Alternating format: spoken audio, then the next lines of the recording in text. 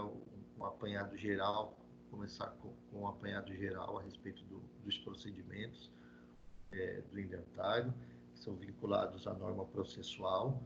Depois a gente explora um pouquinho as modalidades dos procedimentos de inventário judicial, inventário extrajudicial.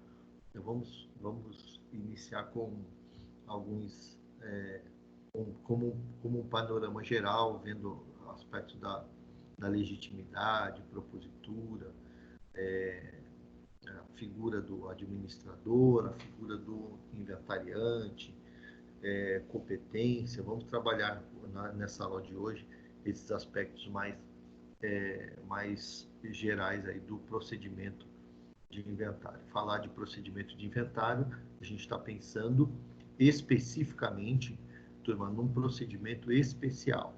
O Código de Processo Civil, ele reserva no dispositivos específicos, dispositivos próprios, especiais, para tratar do procedimento de inventário. Então, na prática, o que nós temos é a aplicabilidade de procedimentos não no procedimento comum, em normas gerais vinculadas à norma processual, mas o que nós temos são procedimentos específicos vinculados não em norma especial, mas no próprio Código de Processo Civil. Nós já tínhamos no Código de 73, nós já tínhamos o procedimento especial reservado no próprio Código, e não foi diferente com o advento do Código Civil de 2015, a Lei 13.105, que trata também em artigos específicos acerca do procedimento especial para a feitura aí do inventário, a transmissão do domínio aí efetivamente para os herdeiros, tá bom? Então, o primeiro ponto que nós devemos estabelecer aqui, que é o ponto de partida nosso, é dizer que nós estamos tratando agora não mais do Código Civil propriamente dito, que traz as normas de direito material a respeito da sucessão, mas nós estamos agora vinculados aos procedimentos, a maneira pela qual os herdeiros, então, instrumentalizam, por meio do processo, o seu direito subjetivo, tá certo? E aí a gente trata especificamente do novo Código de Processo Civil, que tem artigos próprios para tal. Okay? Então, vamos desenvolver aí esse conteúdo voltado para o inventário.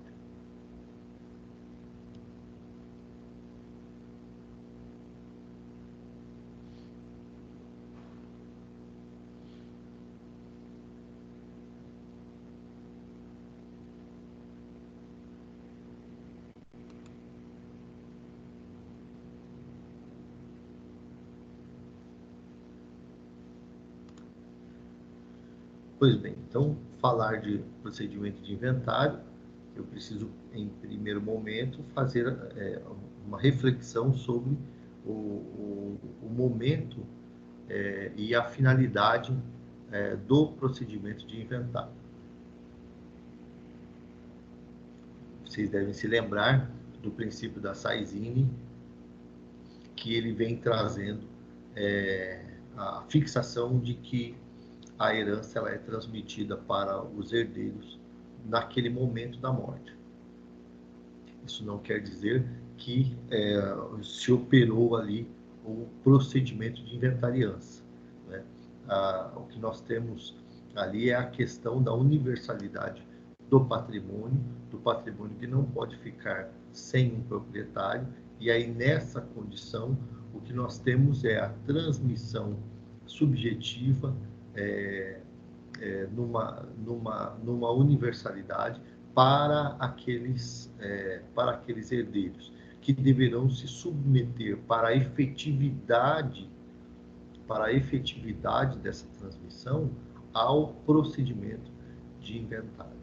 Então, o momento da saisine não significa dizer o mesmo momento da abertura do inventário, que são dois momentos distintos aí dentro do direito da sucessão.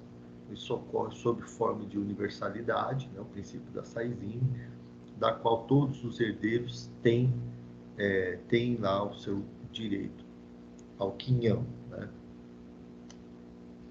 E a transmissão da posse direta, né, ali na saisine a gente diz da chamada posse indireta daquele patrimônio. A posse direta, ela vai depender das providências que são tomadas a partir da propositura da ação de inventário. Então, é a partir do inventário, no curso do inventário, que essa transmissão direta, né, a transmissibilidade do patrimônio para os herdeiros, ela ocorre. O herdeiro sabe que tem o direito é dele, ele pode até exercer ali o direito de posse com essa transmissão inicial que ele tem admitida pelo princípio da saisine, mas a efetividade como posse direta, ela vem no decorrer do procedimento que traz a efetividade para o direito das sucessões. É como se dissesse o seguinte, que o fato de ser herdeiro não traz a efetividade ou a consecução patrimonial. Ser herdeiro a partir do momento da morte não corresponde a dizer acerca da efetividade que deve se ter no procedimento sucessório. Então, no procedimento sucessório, adianta ser herdeiro se não tem patrimônio, né? Nem se falaria em herdeiro. Adianta ter patrimônio, mas não ter a efetividade do domínio? Resposta também não, certo? Então, o que vem fazer o inventário? Vem trazer a efetividade para o direito sucessório, né? Afinal de contas, o que se pretende no final de tudo com o direito sucessório é transmitir de maneira efetiva o patrimônio de uma pessoa para outra pessoa. Então, dentro desse contexto, o que nós temos são alguns fatores que envolvem aí essa relação sucessória, essa efetividade que se pretende, que se busca, ela passa, permeia aí, ela tem alguns fatores que são preponderantes. É isso? Nós falamos, então, do óbito, da qualificação da pessoa falecida, quer dizer, nós precisamos ter, para que se fale em sucessão, é preciso que seja o óbito de uma pessoa qualificada para a vinculação da sucessão. E quando a gente diz aqui de qualificação, é tratar do óbito de pessoa que deixou herdeiros e deixou bens. Essa é a qualificação no sentido desses fatores que nós apontamos aqui. Okay? Então, falar de sucessão é falar de óbito, e não é um óbito sem qualificadora, né? Tem que ter uma qualificação da pessoa do falecido, e essa qualificação é a pessoa que deixa patrimônio e deixa também os herdeiros. Identificação das pessoas chamadas para suceder por disposição de lei ou por ato de disposição de última vontade.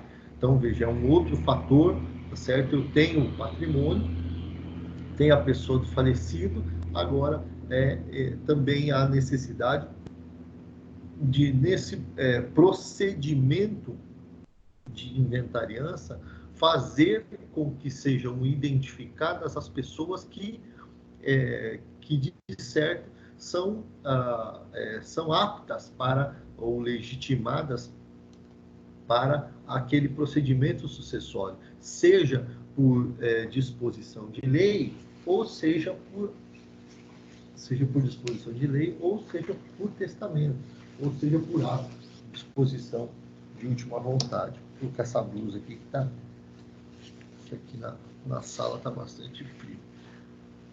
O escritório aqui é bastante frio. E também, como fator aí preponderante da sucessão, nós temos a identificação do conjunto de bens que pertencem ao falido. Aí a gente trata especificamente aí da herança, né, do monte partível, né, do conjunto de bens, direitos e obrigações, tá certo? Então, pensar aí na sucessão, eu preciso ter o óbito com a pessoa qualificada, tenho que identificar, veja, nesse trâmite aí do inventário, eu tenho que identificar as pessoas que são chamadas a suceder, seja uma sucessão legítima ou sucessão testamentária ou mista, né, as duas ao mesmo tempo, e também fazer ali a identificação do que está a ser inventariado, né, do conjunto de bens que bens, quando diz bens aqui no sentido geral, né, bens, direitos e obrigações, aqui o termo correto aqui seria o patrimônio, não é isso? Então, o patrimônio deixado pelo falecido, tá certo? E aí, Carrali vem trazer uma conceituação para inventário. Vai dizer que inventário é o meio pelo qual se promove a efetiva, veja o termo que nós estamos tratando, efetividade, né? Promove a efetiva transferência da herança aos respectivos herdeiros, embora no plano jurídico a transmissão do acervo se opere no exato instante do falecimento. Portanto, se nós temos uma palavra a ser estabelecida nesse liame, nesse interregno de tempo entre o princípio da saisine, a abertura, a transmissão do patrimônio na morte do falecido e até a homologação da partilha dos bens com o formal de partilha sendo expedido, quando se tratar de mais de um herdeiro, por exemplo. Então, o que nós temos aqui é a busca pela efetividade da transferência da herança, tá certo? Então, vamos nos lembrar com bastante clareza de que falar de inventário é falar de efetividade daquilo que é o objetivo da sucessão, certo? Trazer efetividade para esse instituto. Né? Daí, finalidade, então, quando a gente fala, turma, quando a gente fala de inventário, então a finalidade do inventário é arrecadar o acervo, chamar os herdeiros e, quitando as dívidas, transmitir, promover aí a partilha para os herdeiros. Essa é a finalidade, certo? Arrecada o patrimônio, identifica quem são os herdeiros, traz todo o acervo, quita aquilo que é passivo e os impostos, né, e o imposto, no caso, aí o imposto de transmissão causa mortes, e então se efetiva a partilha. Tem por finalidade arrecadar os bens e deveres deixados pelo falecido, descrevendo detalhadamente todo o acervo, composto por bens, dívidas, créditos e direitos de natureza patrimonial, chamar aqueles que tenham capacidade e legitimidade para herdar, quitar o imposto devido pela transmissão causa-mortes e promover a partilha da herança entre os sucessores. Tá certo? Feitos esses procedimentos, então dá-se por efetividade ao direito sucessório. É isso. Então, cumpriu o propósito, a normatização que nós temos vinculada à sucessão causa-mortes, quando se passa por esse procedimento com êxito, com efetividade. Com a partilha final, extinguir-se-á a composse, percebe? Então, extingue-se aí a composse constituída por conta do princípio da Saizine. Na verdade, isso aqui é em tese, tá certo? A gente diz da composse porque cada um dos herdeiros, no caso da vinculação do princípio da Saizine, vocês que já estudaram direito das coisas vão fazer a assimilação, né? Isso nós temos a chamada composse, que é quando eu tenho mais de uma pessoa exercendo a posse daquele mesmo bem, né? Isso, então, o que nós temos aqui é a efetividade da extinção da composse, que é constituída pelo princípio da Saizine. Por quê? Porque a partir do princípio da Saizine, aqueles herdeiros passam, então, a exercer o direito de posse, né? Tanto que eles se valem do instituto possessório, ainda que não haja inventário estabelecido, né? E aí partem dessa extinção da composse para a copropriedade ali, se mantiver, obviamente, no plano de partilha, a vinculação dos herdeiros como sendo participantes em condomínio a respeito da propriedade de determinados bens que foram objeto da partilha. É isso? Então, nós temos a extinção da composse para a fixação da copropriedade ou da chamada propriedade isolada, a depender de como foi processada, como foi estabelecida aí a partilha dos bens, o plano de partilha que for apresentado e homologado pelo. Bom, turma, falamos de procedimento especial, que eu disse para vocês no começo. Quando a gente trata de inventário, nós estamos tratando aí do Código de Processo Civil, estamos falando de um procedimento especial que vocês vão encontrar a partir do artigo 610 do Código de Processo Civil. Então, se a gente trata a respeito, quer saber os procedimentos a serem adotados, os atos a serem praticados no âmbito do processo de inventário, a nossa leitura fixa-se a partir do artigo 610, tá certo? O 610 que vai dizer o seguinte: havendo testamento ou interessado incapaz, proceder-se-á inventário judicial. Veja que o 610 já começa com uma atacada objetiva, né?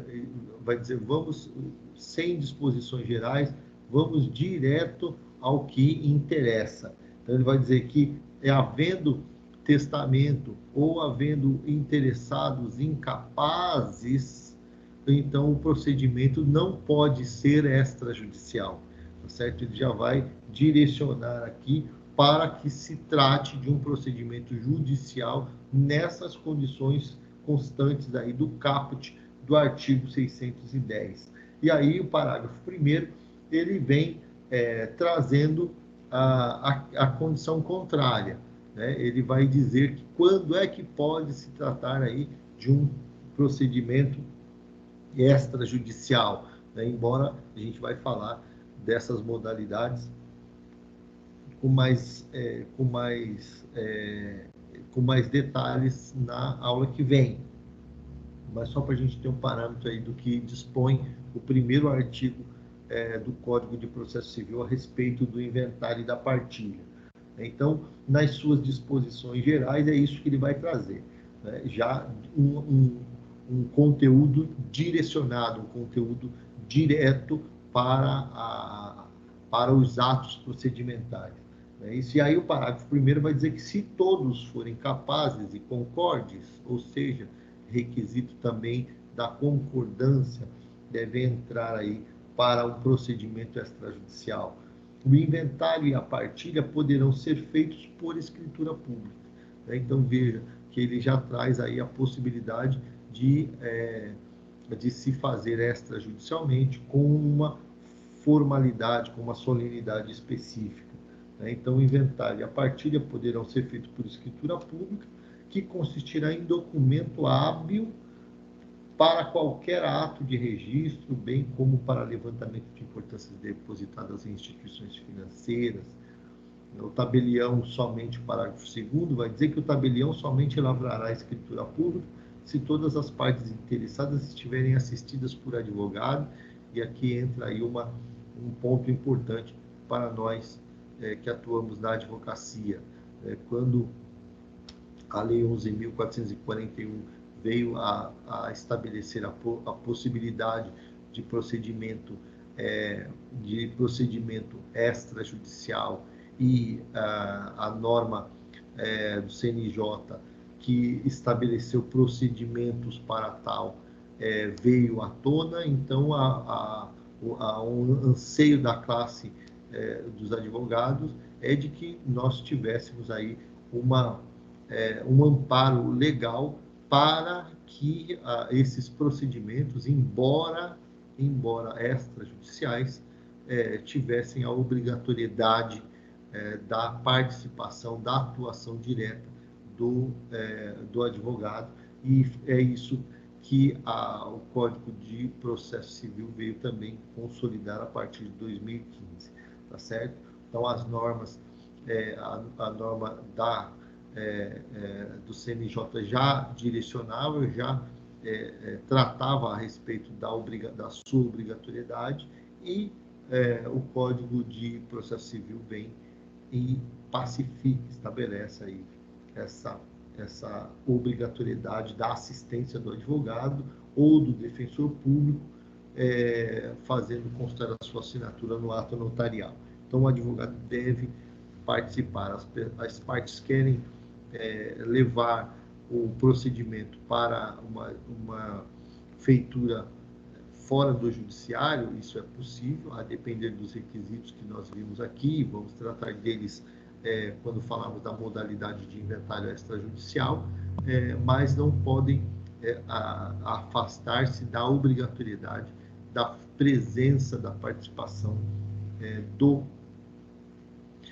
profissional advogado atuando no procedimento de inventário.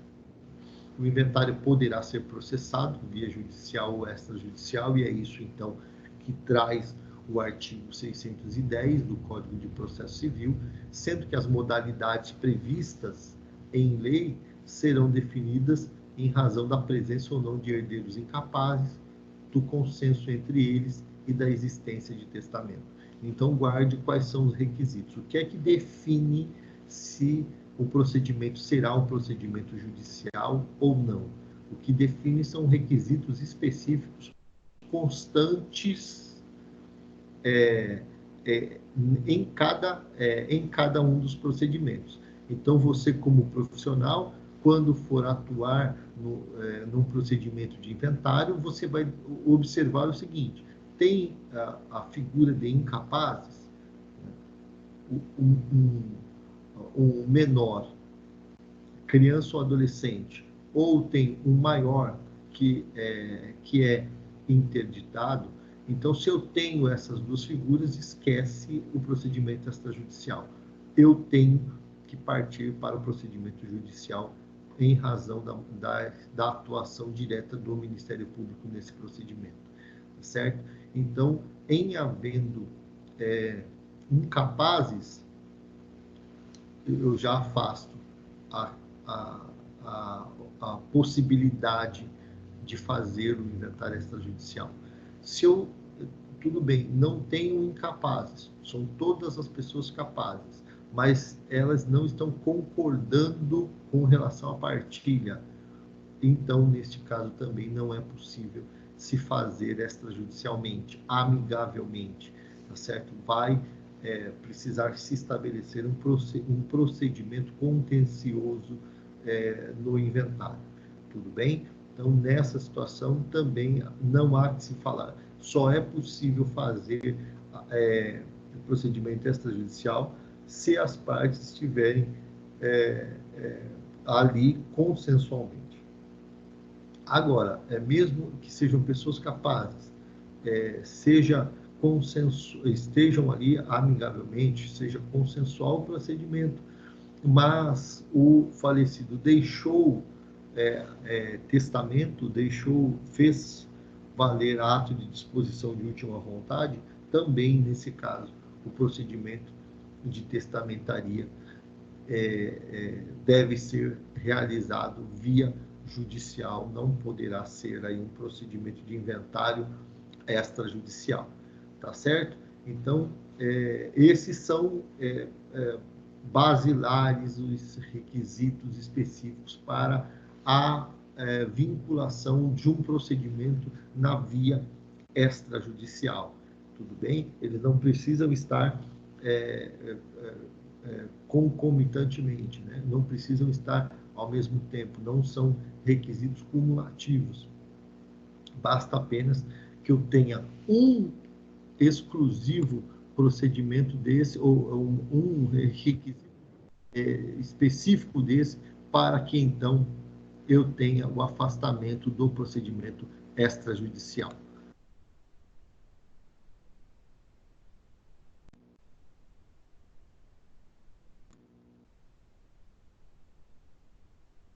O inventário judicial pode ser requerido, então a gente vai depois tratar com mais ênfase, detalhamento aí da escritura de inventário extrajudicial.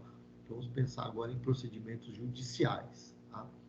O inventário judicial pode ser requerido por quem estiver na posse e na administração do espólio, sendo atribuída, a gente chama de legitimidade concorrente. O requerimento de inventário e de partilha incumbe a quem estiver na posse e na administração do espólio, no prazo estabelecido no artigo 611.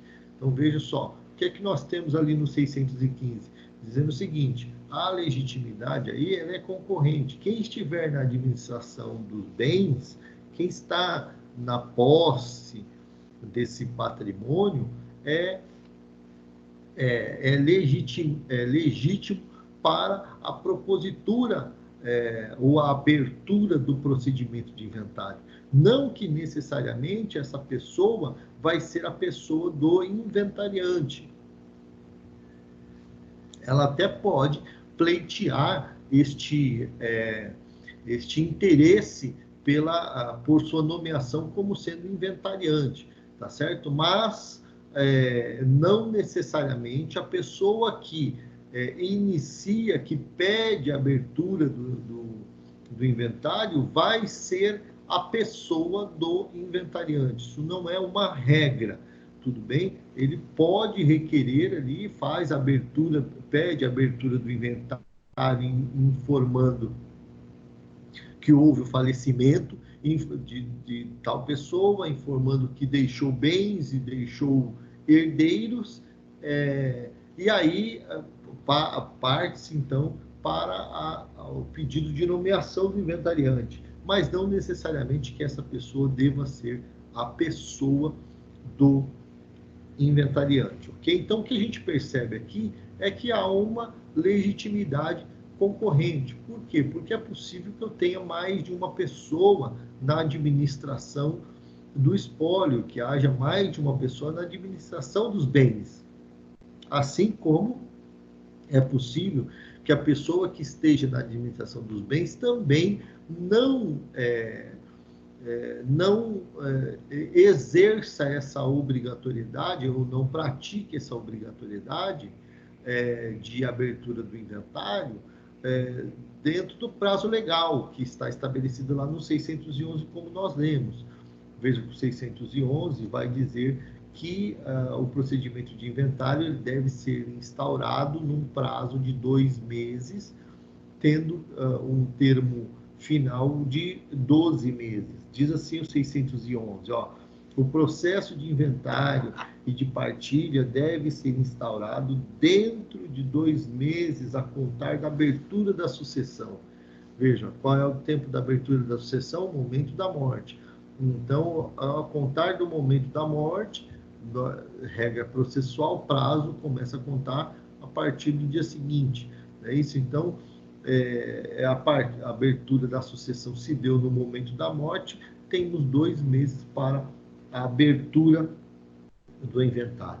A contar da abertura da sucessão, ultimando-se, quer dizer, tendo como termo final, como último, o lapso temporal de 12 meses subsequentes, podendo o juiz prorrogar esse prazo de ofício ou a requerimento da parte. E aí a gente costuma dizer que esse prazo de 12 meses aqui é um prazo que, embora o legislador tenha sido bastante otimista no sentido de estabelecer um prazo tão enxuto, tão exíguo para a terminação aí, a termo final de um procedimento de inventário, a verdade é que esse prazo passa a largo aí, esse prazo de término do procedimento de inventário. O inventário são raros os procedimentos de inventário que terminam aí, procedimento de inventário judicial, né, que terminam em 12 meses. Por mais simplificado que seja o procedimento, né, ainda que seja aí, se trate de um arrolamento sumário, um procedimento de objetividade mesmo, é difícil a gente falar de um prazo de 12 meses aí, considerando a maciça ainda condição de processos que se deparam aí às varas judiciais de família e sucessões, né?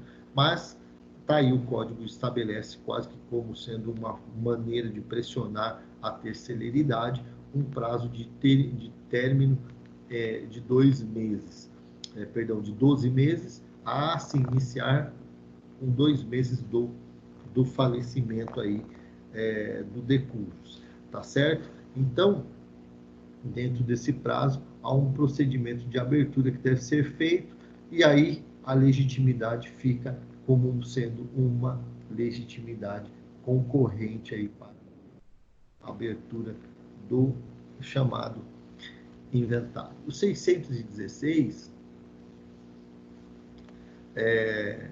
traz aí a identificação também das pessoas que podem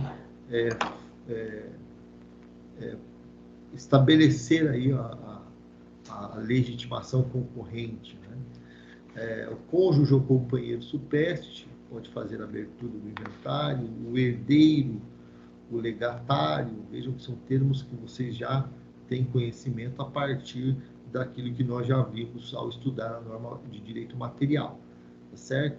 Então, cônjuge ou companheiro, o herdeiro, o legatário, o testamenteiro, o cessionário do herdeiro ou do legatário, né? Aquele credor lá do herdeiro, do legatário, o credor do herdeiro ou legatário,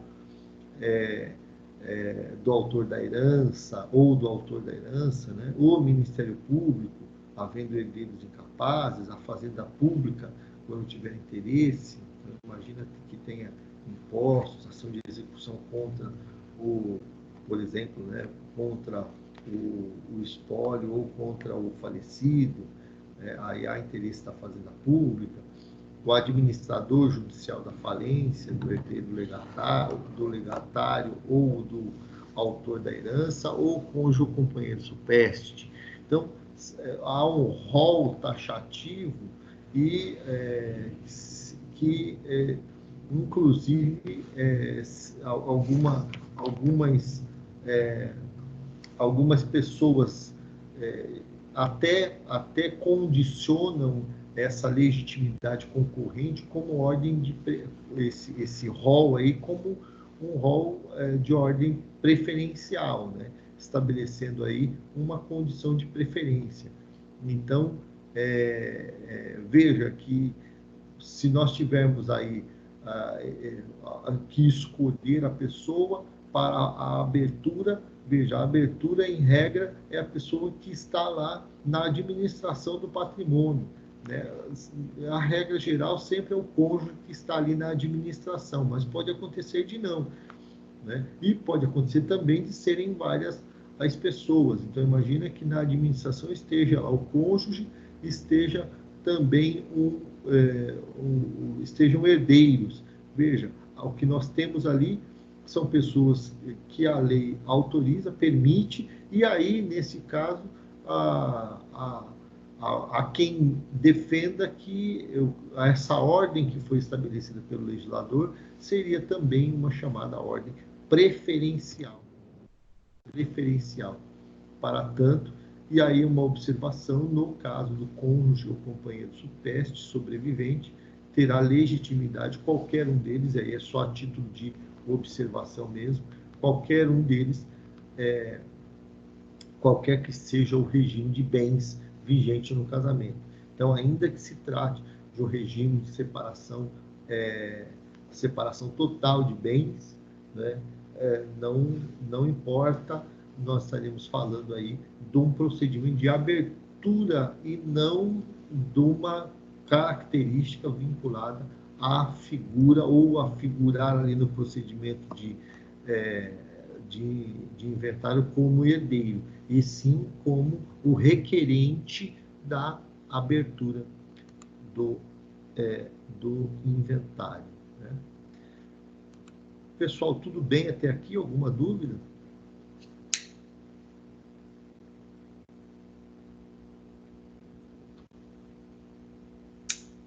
Tranquilo, professor. Tranquilo? Vamos lá, vamos continuar a nossa saga do inventário.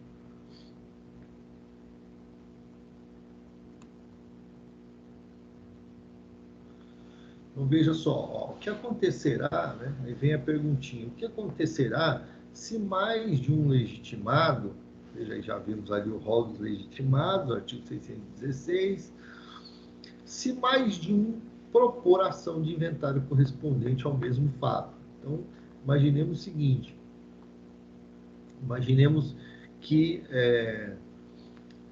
o falecido deixou a viúva morando aqui em Taboão da Serra, né, no imóvel de domicílio do falecido, tá certo? E ele tem 2 outros filhos, um filho morando em Itapecerica da Serra e o outro morando em São Paulo, né, também em imóveis que fazem parte do acervo hereditário, que seja um patrimônio também do falecido. Percebe nessa situação hipotética que, se nós olharmos para o 616, todos eles são legitimados para a propositura da abertura do inventário, para a abertura deste procedimento de inventário, né? Nessa situação, imaginemos então que a viúva, que não tem contato com os herdeiros, né, diretamente, ela promove então a abertura, aqui o requerimento de abertura do inventário, né, propôs a distribuição da ação aqui no Fórum de Taboão da Serra.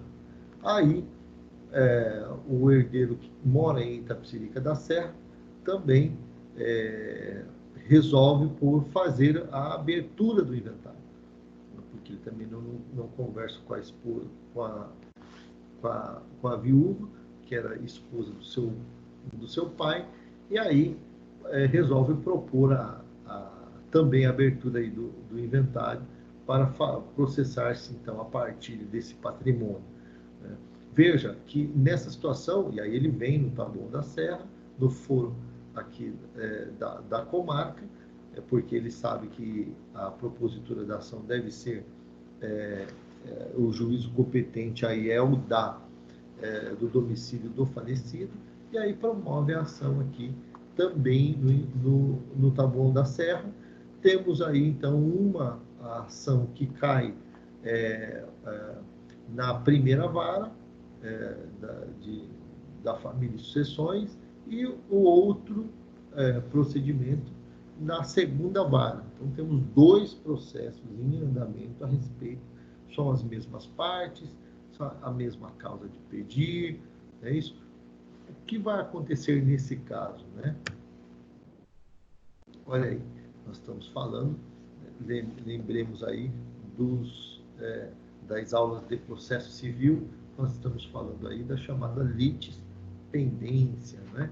A litispendência, há uma lide pendente, ou seja, ocorrerá litispendência, propositura de mais de um processo com o mesmo objeto, caso mais de um dos legitimados requeira a abertura do inventário, fazendo-o individualmente, situação que prevalecerá o que primeiramente pediu, uma vez que a prevenção advém da distribuição do pedido.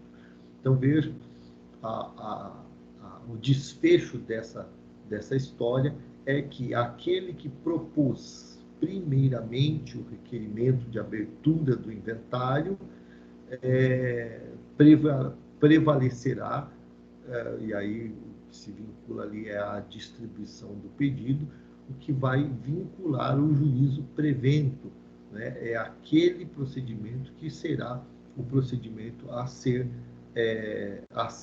processado, tá certo? Em razão das regras de prevenção. Nas regras de prevenção, o que nós vamos ter é que aquele que propôs a ação primeiro o juízo, será o juízo prevento. Então, imaginemos que a viúva foi quem promoveu a ação na primariedade, e aí, quando ela distribuiu a ação, caiu lá na primeira vara da família e sucessões. Ok? Então, esse segundo procedimento que foi aberto, lá que caiu na segunda vara da família e sucessões, então, esse vai ser um procedimento extinto em razão da litispendência, em razão da prevenção. Aquele juízo da segunda tem que se declarar incompetente para o desenvolvimento regular daquele procedimento em razão dessa regra da primariedade aqui. É necessário que todos os interessados estejam de acordo no procedimento de inventário? Então, veja, e aí aqui a gente está falando de inventário judicial, não do inventário extrajudicial. Então, para que o processamento do inventário ele ocorra, é necessário, então, que as partes estejam concordando, que apresentem conjuntamente os documentos, que estejam com o mesmo advogado, ou não. Há situações aí em que ocorre o litígio ou a discordância em relação ao procedimento de inventário. Então, observe que, nesse exemplo que eu dei, os herdeiros não conversavam com a viúva, né? Não tinham contato com a viúva.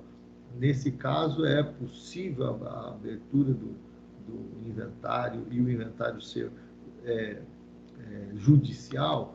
Percebe que, naquele exemplo, já há que se convir que há possibilidade, fazendo inclusive a citação daqueles que não se manifestarem de forma espontânea no processo, certo? Então, não é preciso haver concordância entre eles, né?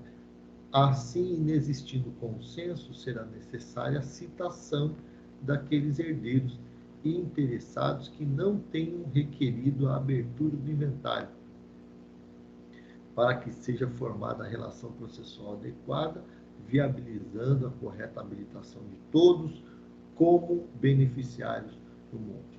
Então, imagine que tem lá um herdeiro que está se beneficiando de maneira isolada de certo patrimônio, de determinados bens que foram deixados, e ele sabe que, ultimada a partilha, o que ele vai ter é que deixar a posse daquele determinado bem, ou vai ter que compartilhar da posse, tá certo?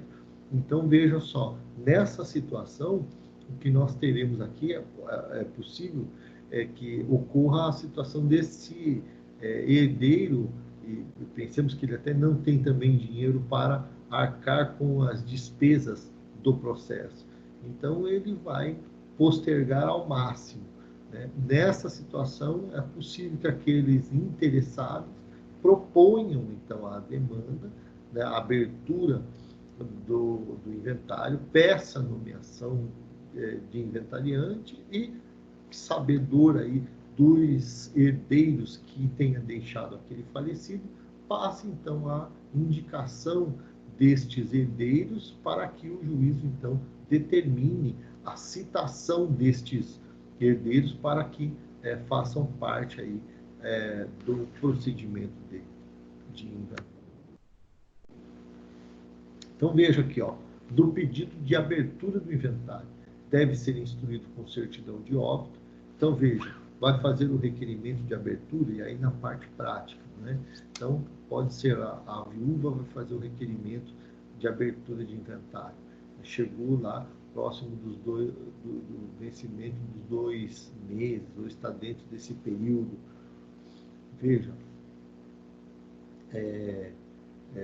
faz o requerimento, né? O que é o requerimento? Uma petição simples, veja, que aqueles requisitos da petição inicial que vocês já aprenderam aí nas aulas de prática civil, imagine essa petição como sendo uma petição desjuntada, né? Ela é uma petição extremamente simples, uma petição de pedido de abertura de inventário, tá certo? Então, faz o pedido de abertura do inventário, ele deve ser instruído com a certidão de óbito do autor da herança, tá certo? O parágrafo único do 615. Veja, o requerimento será instruído com a certidão de óbito do autor da herança, tá certo? Deve apresentar, por quê? Porque na certidão de óbito vai mostrar qual era o endereço dele, para ver se está na comarca adequada, vai mostrar se ele deixou herdeiros, quem são os herdeiros que figuram ali na certidão de óbito, vai mostrar se ele deixou bens ou não. Então, a certidão de óbito, a rigor, é documento obrigatório que deve instruir o requerimento de abertura, além de ser necessário respeitar os demais requisitos de validade, certo? O inventário judicial deve ser instaurado dentro de 2 meses, contado da abertura da sucessão, e seu desfecho em 12 meses subsequentes. Aí veja só, se descumprir esse prazo, talvez seja essa a pergunta que você queira me fazer daqui a pouco.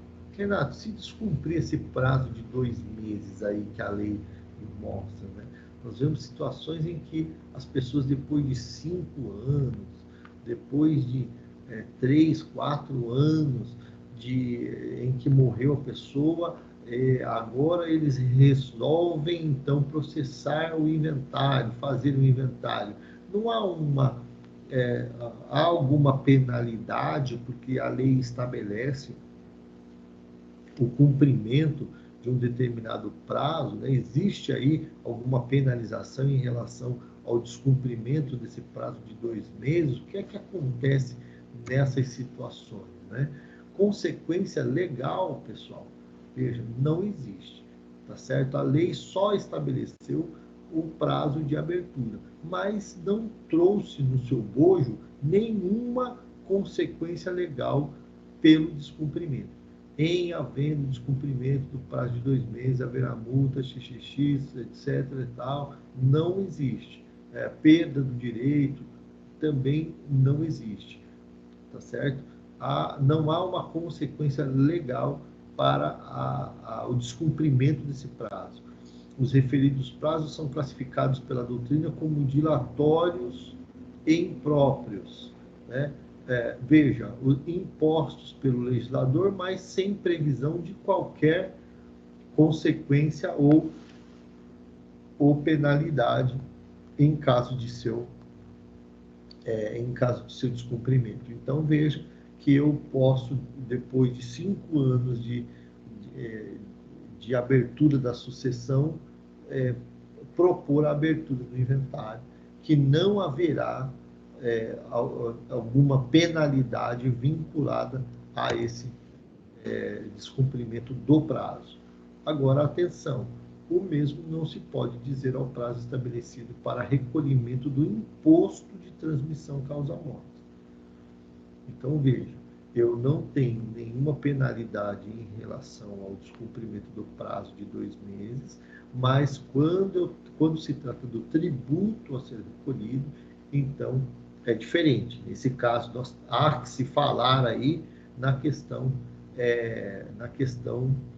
multa e juros, tá certo? Que vai incidir pelo descumprimento desse prazo estabelecido. Mas aí nós estamos falando no aspecto tributário e não no aspecto efetivamente do descumprimento da norma legal ali fixada. Tá bom? O juízo competente, veja que a gente já está entrando então aí na abertura do inventário, né? O juízo competente para as ações de inventário, observa-se então as regras contidas no 1785 do Código Civil, o foro e o 48, né, do CPC, foro do domicílio do autor da herança no Brasil, é competente para o inventário, a partilha, arrecadação e cumprimento de disposições de última vontade, tá certo? São essas, eu devo pensar, então, nesse foro como sendo o foro do domicílio do autor da herança, tá certo? Veja, se o autor da herança não possuía domicílio certo,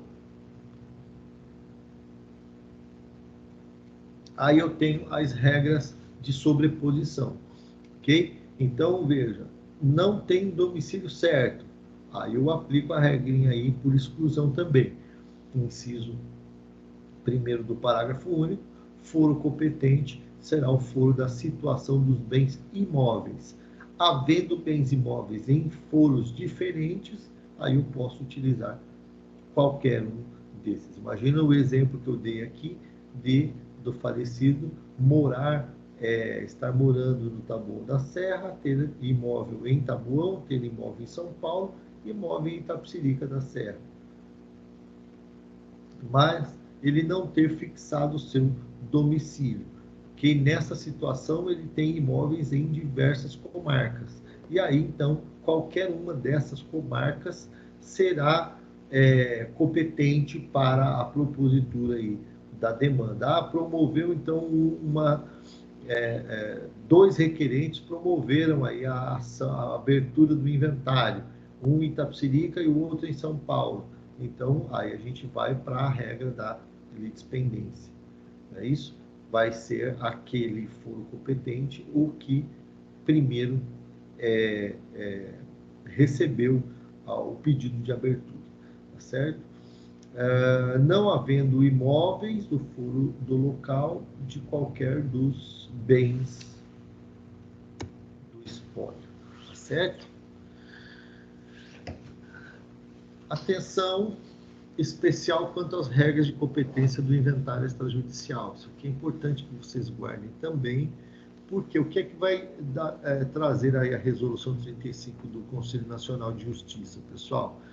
Ele vai dizer que as regras de competência, isso você precisa guardar, especialmente para provas da OAB primeira fase, as regras de competência territorial constantes do Código de Processo Civil não se aplicam, tá certo? Não se aplicam para os procedimentos de inventário extrajudicial, tá certo? Então, veja só, se a pessoa tinha domicílio em Taboão da Serra e o inventário vai ser processado extrajudicialmente, se eu pensar no Código de Processo Civil, o foro competente seria Taboão da Serra, teria que ser, então, tabelião de notas de Taboão da Serra, certo? Pois bem, não é essa regra que deve ser aplicada, tudo bem? Veja, qualquer tabelião do território nacional é competente para a lavratura dos atos notariais vinculados ao procedimento de inventário. Então, na modalidade de inventário, que considerando a natureza relativa da competência territorial do inventário, o artigo 1º da referida resolução tratou de deixar claro que para a lavratura dos atos notariais da Lei 11.441, que é o inventário, é livre a escolha do tabelião de notas, não se aplicando às regras de competência do Código de Processo Civil. Então, a pessoa tinha domicílio no Rio Grande do Sul. E deixou como herdeiros apenas dois filhos que moram em São Paulo. E os bens estão todos lá no Rio Grande do Sul. Veja, eu devo fazer lá numa comarca do Rio Grande do Sul ou posso fazer o inventário extrajudicial aqui em São Paulo? Pode ser feito aqui em São Paulo, pessoal, desde que ele não tenha deixado testamento, que seja consensual entre os herdeiros e que não tenha herdeiros incapazes. Legal? Nessa situação é possível se fazer em São Paulo ou em qualquer outra comarca, porque não segue a regra de competência do Código de Processo Civil, artigo 1º, que vai dizer aí, para a lavratura dos atos notariais, de que trata a Lei 11.441 de 2007, é livre a escolha do tabelião de notas, não se aplicando as regras de competência do Código de Processo Civil. Guarde isso para sua prova, para sua provinha da OAB, certo? Bom, ainda antes da gente parar e ir para um café, administração dos bens. Aquele que assume a posse direta dos bens e sua administração, observada a preferência prevista no 1797, acaba por se tornar o administrador provisório do acervo patrimonial, que será a pessoa. Veja, aí é o que a gente remete lá para o artigo 1797. Até o compromisso do inventariante, a administração caberá sucessivamente. Olha aí, a regra estabelecendo um caráter de progressividade, né? Sucessivamente ao cônjuge, depois aos herdeiros ou testamenteiro, depois a pessoa de confiança do juízo. Guarde isso, ó. Eu tenho um período, um lapso temporal da abertura. Eu tenho um lapso temporal da abertura da sucessão, que é o momento da morte, até o requerimento de abertura do inventário. E aí eu tenho a responsabilidade pela administração daquele que estiver na posse, tá certo? Aí depois eu tenho da abertura do inventário até o requerimento de abertura do inventário, até a nomeação do inventariante. É um outro período de tempo. Fica sob a guarda de quem? A administração. Segundo o artigo 1797, o correto se seguir esta regra, certo? Estabelece, então, a obrigatoriedade pela administração desse patrimônio do cônjuge ou companheiro, se com o outro convivia ao tempo da abertura da sucessão, obviamente, né? Ao herdeiro que estiver na posse e administração dos bens. Se houver mais de um herdeiro nessas condições, aí veja a regrinha, ó, vai ser o administrador o herdeiro mais velho. Se não tiver herdeiros, ao testamenteiro. E afastadas essas três hipóteses, a pessoa de confiança do juiz, na falta ou escusa das indicadas nos incisos antecedentes, ou quando tiverem de ser afastadas por motivo grave, levado ao conhecimento do juiz. Então, guarde isso, ó.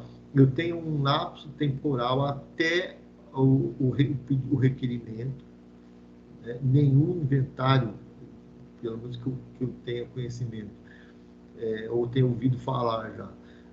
Tem a abertura já no prazo em que se iniciou a abertura da sucessão. Então, desse período até da abertura da sucessão até o requerimento, que eu vou ter ali é a administração por aquele que está na posse, e aí eu tenho da abertura do inventário, que é o pedido de abertura do inventário, lá pelo requerente, até o tempo da nomeação, né, do inventariante. O inventariante vai até os autos, quando ele é nomeado pelo juiz, ele vai até os autos e assina o termo de nomeação, que ele vai ter um prazo de 5 dias para isso, depois de sua nomeação. Veja, durante esse período aí eu tenho a indicação do artigo 1797 do Código Civil, estabelecendo uma ordem sucessiva para a administração da herança. E a partir da assinatura do termo de compromisso do inventariante, então esses bens passam a ser administrados aí pelo inventariante até ultimada a partilha de bens. O administrador na função, a obrigação de trazer ao acervo os frutos percebidos desde a abertura da sucessão, né? Então, imagine, nós estamos falando aí de vários bens que tenham aluguéis, por exemplo, a serem recebidos, né? Sejam terras produtivas. Então, veja, nessas situações nós temos um acervo em que o administrador, que ainda não é o inventariante, tem que arrecadar esses frutos percebidos e desde a abertura da sucessão até a indicação do administrador para entregar ao administrador inventariante, né? Ao administrador provisório é garantido o reembolso das despesas que ele tenha com relação a esse dispêndio, a essa atividade que ele vai exercer até a nomeação do inventariante. Esse administrador responderá por perdas e danos a que, por dolo ou culpa, ele der causa.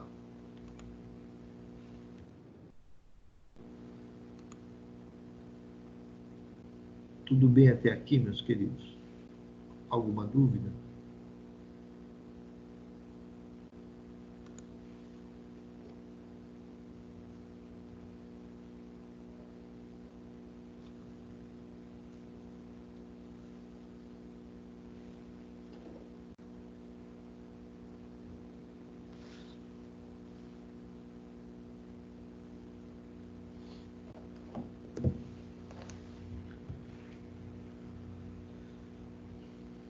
Pois bem, vou convidar vocês então para a gente tomar um café agora. Então agora é 9h37. Então quando for 9h57, 3 minutinhos para as 10, a gente retoma, tá bom? Então vamos para um intervalinho e aí a gente retoma a nossa conversa às 9h57, tá bom?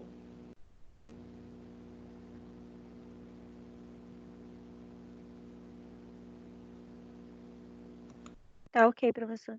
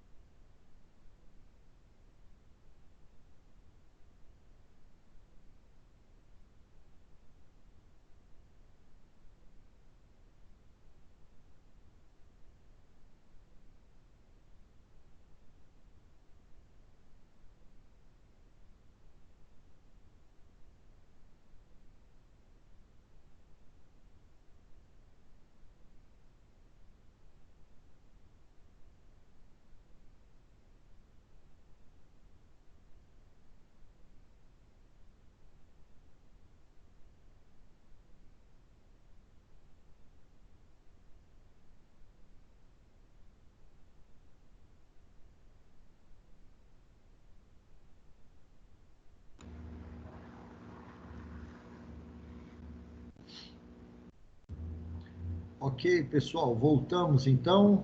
Falar um pouquinho de inventariante.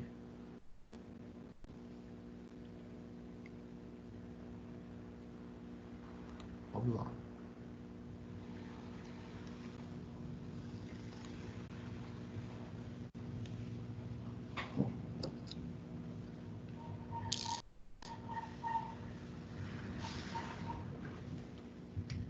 Então, guardem aí que a incumbência do inventariante é aquela pessoa que é de confiança do juízo, é nomeada por ele.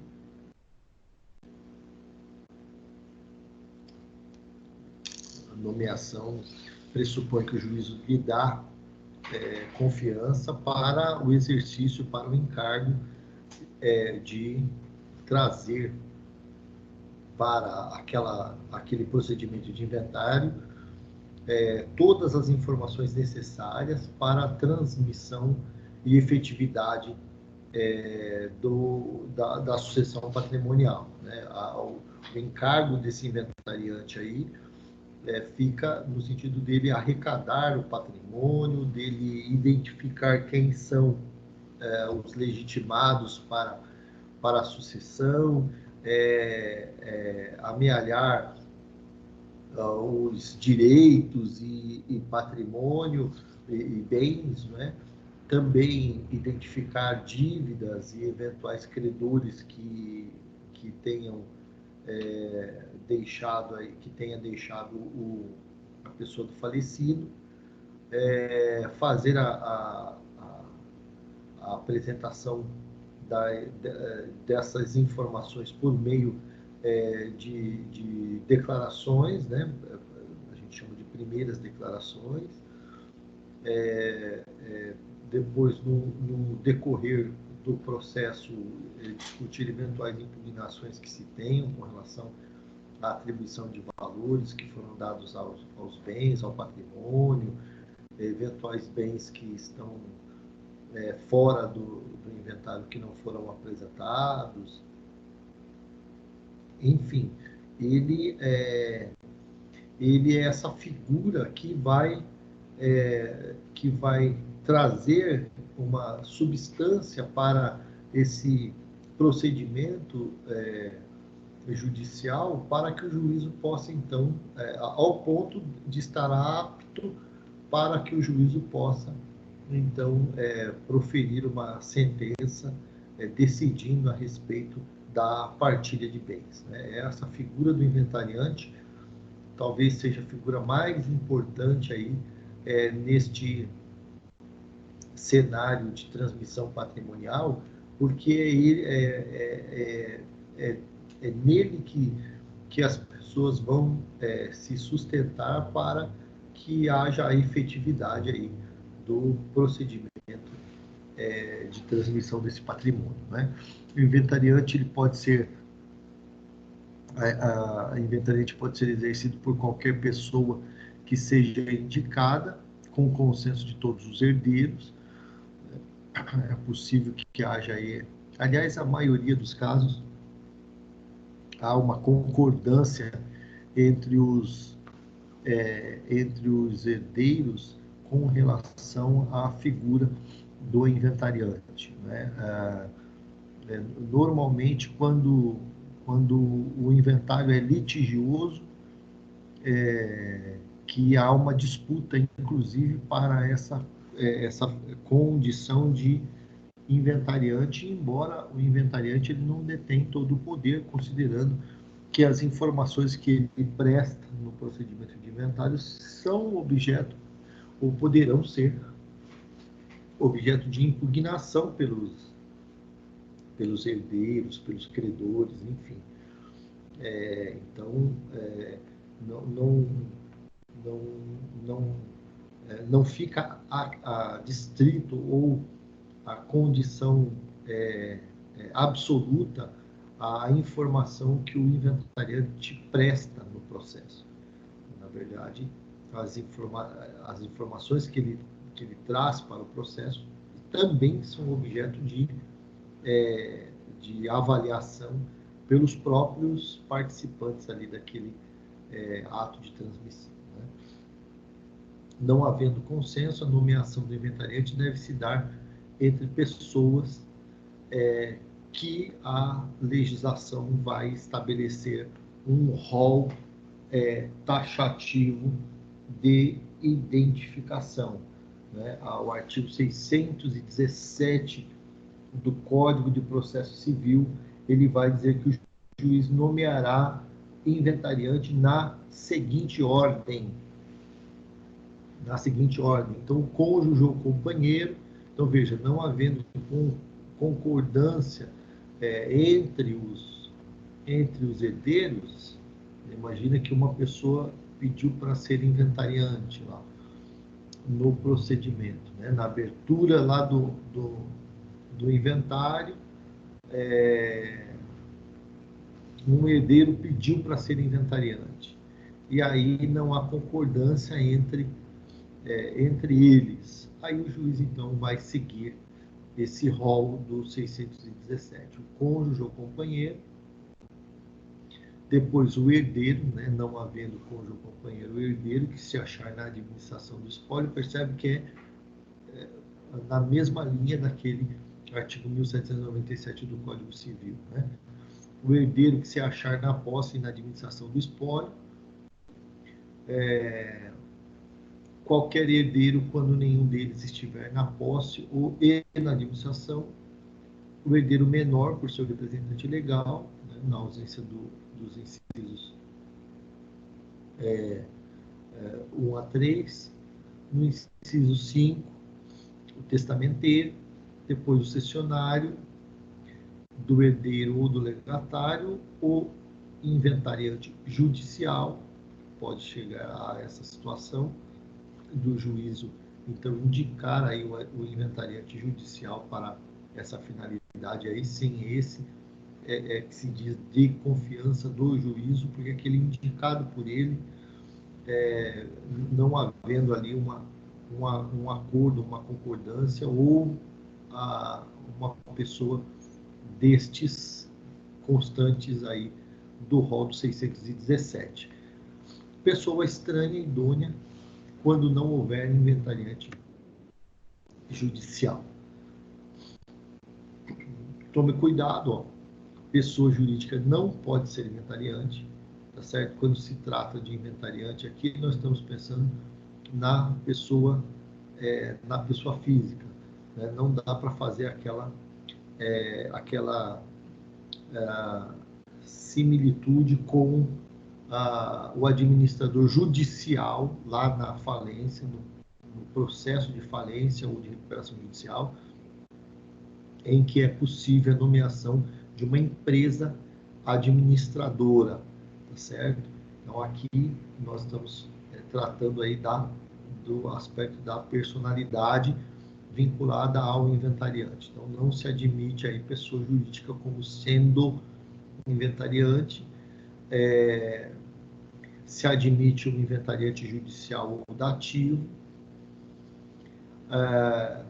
A atividade aqui exercida é um encargo, né, como um dever social, por ela não ser devida qualquer remuneração, devido se for o caso de inventariante dativo, e nesse caso, então, o juízo há que se fixar aí um remuneratório, mas a regra geral aqui não existe, de fato é um encargo que é posto para a pessoa sem a possibilidade de remuneração pelo exercício desse encargo.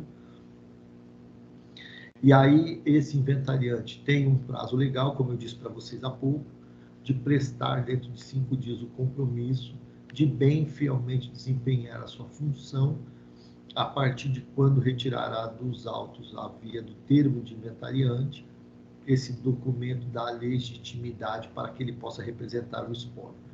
Então, veja, o pedido de ser inventariante ou a indicação de inventariante e o juízo, então, nomeando a pessoa tem um prazo de 5 dias, ela vai até o fórum, no processo vai assinar o termo de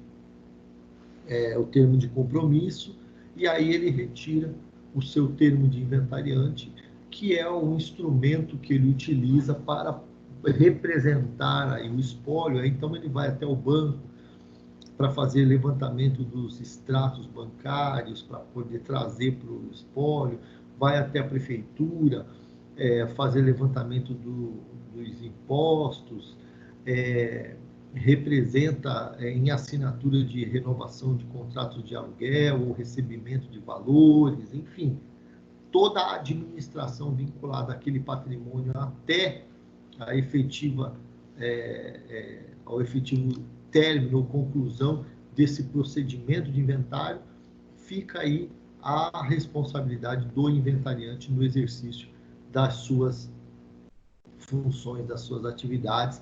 As suas funções constam do artigo 620, que eu vou pedir para que vocês façam depois a leitura desses artigos, para fixar aí alguns pontos, né? Consta ali, então, o que é função do inventariante nesse procedimento de inventário e também as situações de remoção da atuação do inventariante dentro desse encargo. Então, por exemplo, não prestou o compromisso, não apresentou as primeiras declarações dentro do prazo legal que é fixado pela norma e nem justificou o motivo pelo qual não apresentou. Então, vejam que existem uma série de situações que podem resultar na remoção dessa pessoa da condição de inventariante. Então, às vezes a pessoa é nomeada, mas ela traz uma certa dificuldade aí na atuação como inventariante, dificultando inclusive a consecução dos atos processuais. E aí, em se configurando essa situação, é possível que o juízo determine aí o seu afastamento, a sua remoção aí, deste encargo.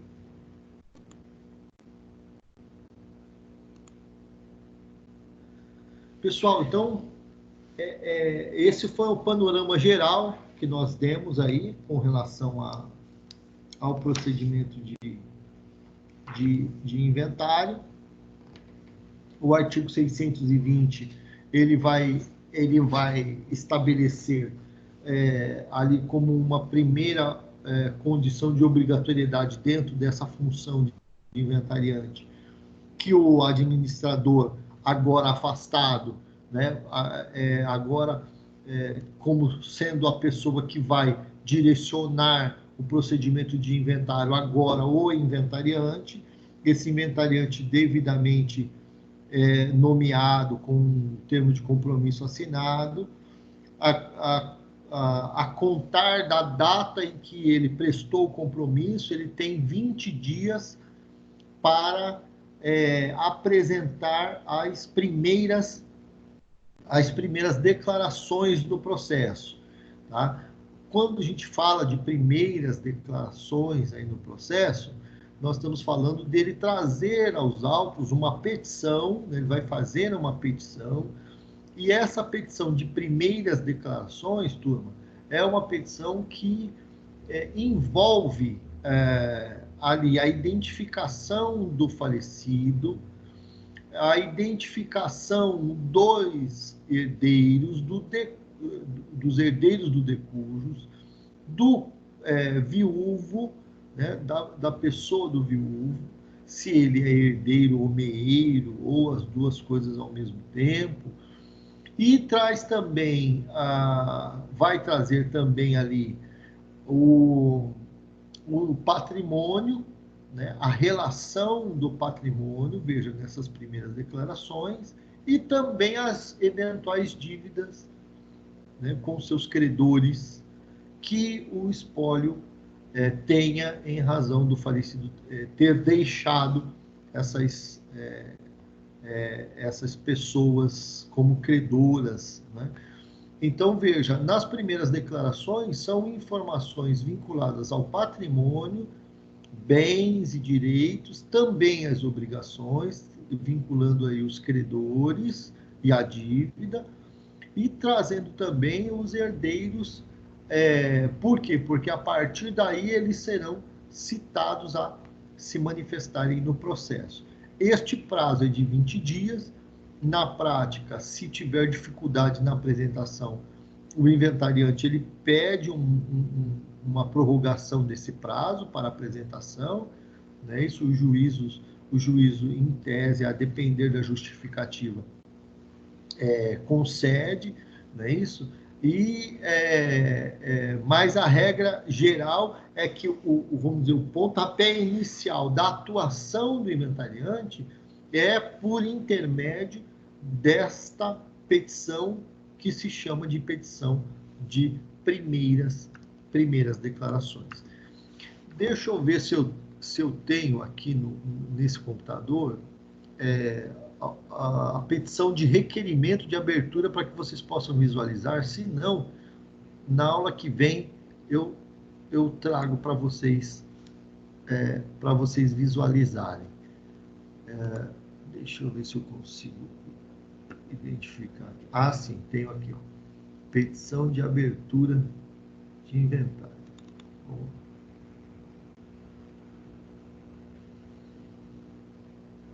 Vamos ver se eu consigo abrir aqui para vocês. Vamos ver.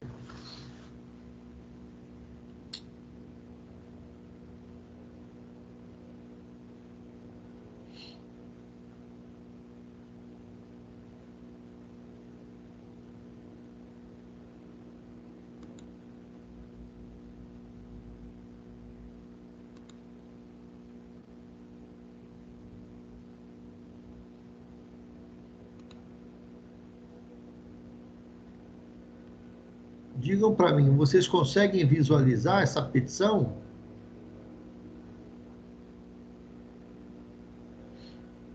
Sim. Consegue? Sim. Legal. Então, veja aqui, ó.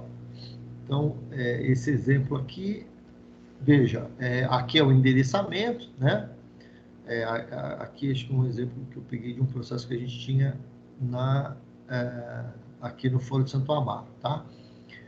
Então, veja, a petição de abertura vai dizer o seguinte, aí o endereçamento, né, excelentíssimo senhor doutor juiz de direito, observe que a gente não tem ali a vara, tá certo? Então, deixa só o tracinho, vara da família e sucessões do Foro Regional 2, Santo Amaro, da comarca da capital de São Paulo.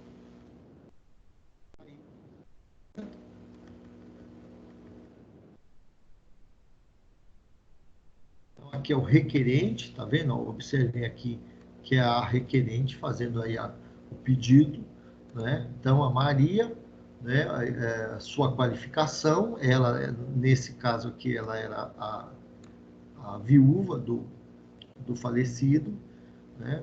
Do lar, portadora do RG e tal, CPF e tal, endereço dela, né? Por seus advogados. Veja, com fundamento no artigo 610 e seguinte, só está fundamentando a peça, né? Vem, muito respeitosamente, a presença de Vossa Excelência, ajuizar o presente pedido de abertura de inventário, dos bens deixados por seu cônjuge, o senhor Tarciso, expondo o seguinte, veja lá. Então, veja como a petição é uma petição desjuntada, bastante simples. O de cujos residia no endereço tal, faleceu, coloque a data, falecimento, deixando esposa, filhos, e nesse caso, inclusive uma filha menor, e bens a partilhar, conforme atesta a certidão junta. Então, aqui, nesse caso, não poderia ser extrajudicial, em razão da filha menor aqui. Tá vendo? Veja. E, conforme atesta a certidão, que é aquilo que nós observamos da obrigatoriedade de juntada no requerimento da certidão de óbito. Tá certo? O falecido, o senhor Tarciso, aí é que identifica quem era a pessoa do falecido. Essa identificação, depois das primeiras declarações, deve ser apresentada novamente, né? Então, o senhor falecido, Tarciso, era brasileiro, casado, a profissão, RG, CPF, residia com a família no endereço acima mencionado. Isto posto requer, aí veja, o que é que está requerendo, então? A abertura do inventário, partilha dos bens, de acordo com o dispositivo submencionado, que é o artigo 610 seguintes, seja, olha aqui, ó, que ela requerente já pede para ser nomeada inventariante, olha aqui, ó. Nos termos, veja o artigo que a gente acabou de ler, nos termos do inciso 1º, artigo 617 do Código Civil, ó, em concordância com os demais herdeiros que não se opõem quanto à nomeação da requerente ao encargo, fato que será provado logo após a abertura do inventário, quando da juntada das procurações dos herdeiros, que constituíram o mesmo advogado.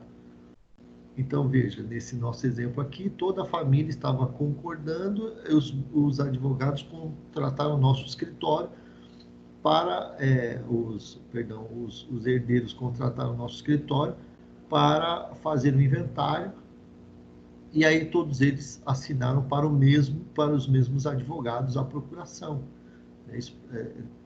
Transmitiram aí, outorgaram o mandato para os mesmos patronos. Então, eles concordavam de que a mãe fosse a inventariante. Agora, mesmo que eles não concordassem, o pedido dela viria de acordo com o rol lá do 617, né? O próprio juízo aí identificaria, a não ser que os herdeiros impugnassem, trazendo alguma prova efetiva da sua impossibilidade de ser inventariante. Então, veja, o primeiro pedido, abertura do inventário. Segundo, que seja a representante nomeada inventariante.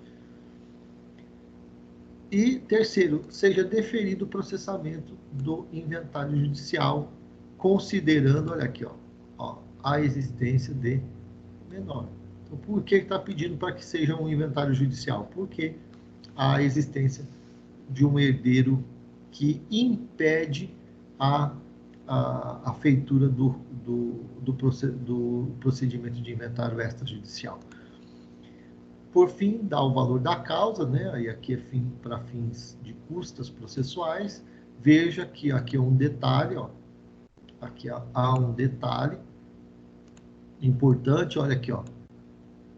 O valor da causa é provisório, veja, não é um valor definitivo. Por quê? Porque ainda não foram arrecadados os bens e direitos, tá certo? Então, aqui se apresentou um valor para fim de custas iniciais, certo? Então, um valor provisório de R$1.000, que é um valor fictício, né?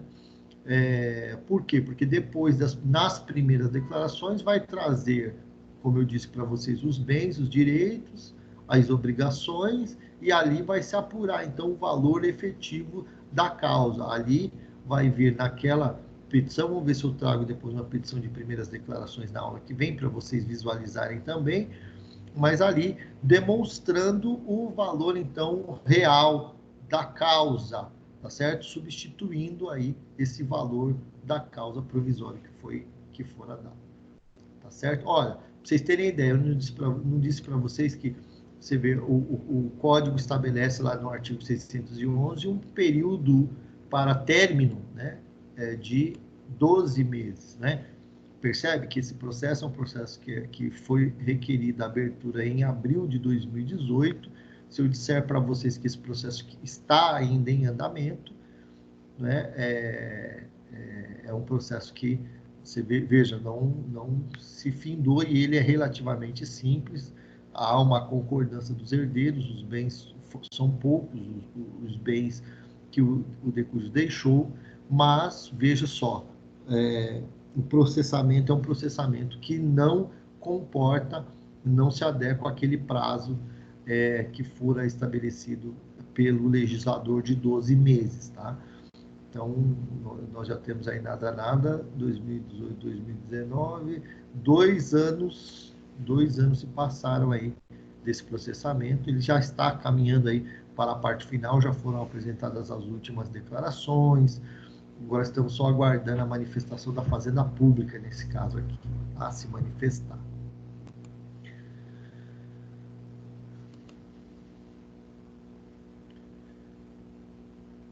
Perceberam, pessoal, como a petição de abertura de inventário é tranquila, simplesinha, né? Uma página, uma folha é o pedido de abertura. Tá vendo que ela não comporta aqueles requisitos do 319 lá do CPC, certo? O que eu devo observar são os requisitos de validade aí da norma processual com relação à legitimidade, etc. Mas, afora isso, a petição é extremamente simples, por isso que vocês não vão jamais se deparar na segunda fase da OAB com uma petição de abertura de inventário, né? Porque é uma petição extremamente tranquila, simples de fazer, sem nenhuma condição de dificuldade, né? Técnica, vamos dizer assim. Tranquilos?